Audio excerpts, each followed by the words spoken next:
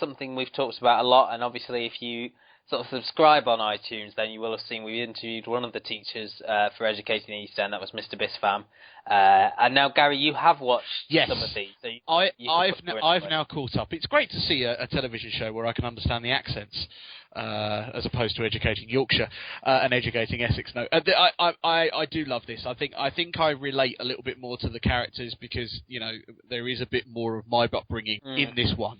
That idea where I wish some of my teachers had been the same sort of nurturing. I wish I'd had the chance to be head boy or head girl. We didn't have that. We just had prefects. Which one? Either would have been fine. No, we had prefects, and I was a prefect, but there was no real special.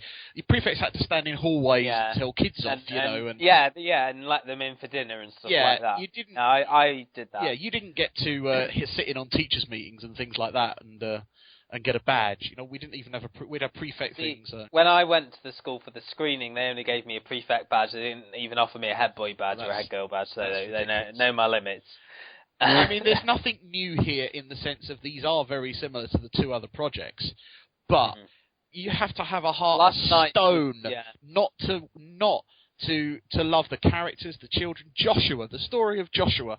And anybody who's been quiet can easily relate to this character who basically just put himself forward. His dad's a cleaner at the school. This guy is so anonymous beforehand, but he put himself out. I loved his little video where he kind of went, "Oh, I didn't see you there." I will defer to our erstwhile colleague who has actually on Twitter said it was one of the most enjoyable bits of TV I've seen all year, and I would concur with that. I was really emotional by the end where he got the job and then he hugged his dad, and I just thought all that was great. And I mean even in that second episode with the boy who wanted to be a footballer, and they wanted to sort of bring his sort of reality crashing down on him, like you might not ever achieve this. Let's see if you can coach some of the younger kids. But that was done so brilliantly.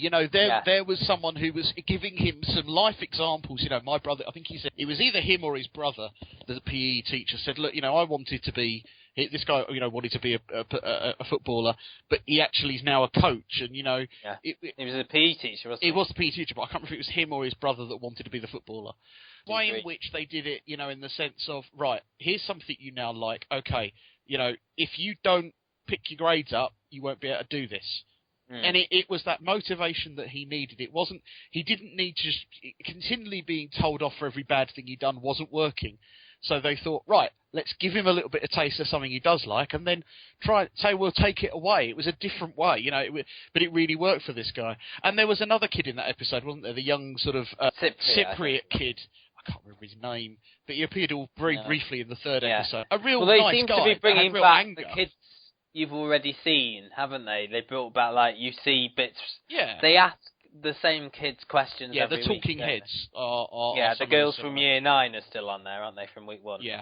And also, another little anecdote, because it didn't click with me till last week that I'd met Mr. Palumbo as well. Oh, really? Obviously, we talked to Mr. Bispham. I briefly met the head teacher as well and talked to her at the screening. Right. But on the way out, obviously, I was rushing to get back to the tube station. The school is quite a far way away from the tube station if you're walking. Right. And I was desperately sort of trying to half run down the corridor, and then suddenly Mr. Palumbo appeared, and I was like, only now watching the episode can I sort of put two and two Isn't together. he the guy with the very limited sight? So you might have got away with it.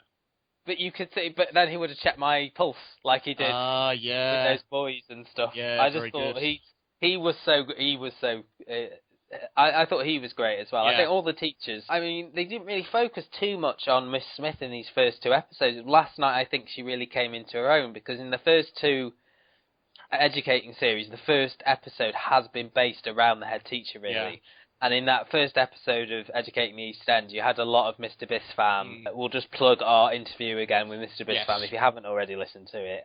You can do so on the website. You could do so. Now, have you listened to it, Gary? I have, yeah. Enjoy it? Yeah. Well, I listened to it after I watched the show, so that was probably quite good.